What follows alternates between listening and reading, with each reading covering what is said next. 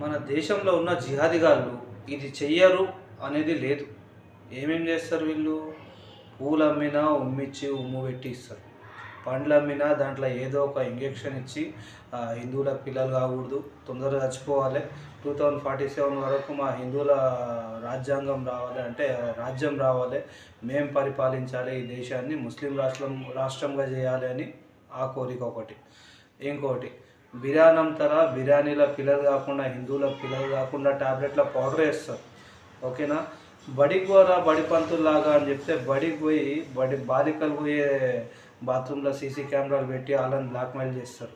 Okay, doctor గారా అంటే doctor అయినాక కూడా ఎంతమంది ప్రాణాలు తీస్తున్నారు. అదేమంటారు, ఐఎస్ఐఎస్కి ఒక టెర్రరిస్ట్గా మారుతున్నారు.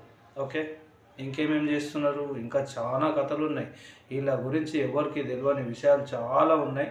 దయచేసి వీళ్ళ దగ్గర ఎవ్వరే కానీ ఏమైనా కొనడం కానీ, వీళ్ళకి ఏమైనా అమ్మడం కానీ, లేకపోతే మీ పెళ్ళిళ్ళు ఉన్నాయని చెప్పేసి వాళ్ళని పిలవడం కానీ, లేకపోతే ఫోటో వీడియోగ్రాఫర్లు కానీ, వంట చేసేటోడు కానీ, ఈ పూలు అమ్మేటోడు కానీ, పండ్లు అమ్మేటోడు కానీ, బిర్యానీ చేసేటోడు కానీ, లేకపోతే గొర్రెలు అమ్మేటోడు కానీ, గొర్రెలు అమ్మేటోడు కూడా గొర్రెకి ఏదో ఒక సూది ఇచ్చి మీకు అమ్మేస్తాడు.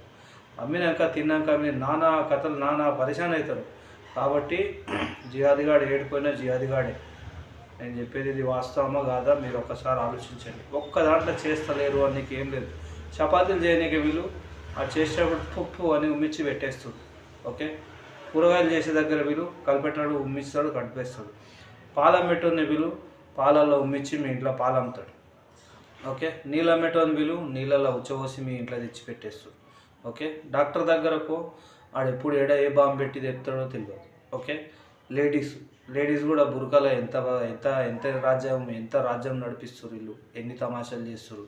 ఈ బురకలు వచ్చేటోళ్ళని కూడా నమ్మకండి, ఎందుకంటే ఏ బురకలో ఏ బాంబులు వేసుకొస్తారో తెలియదు.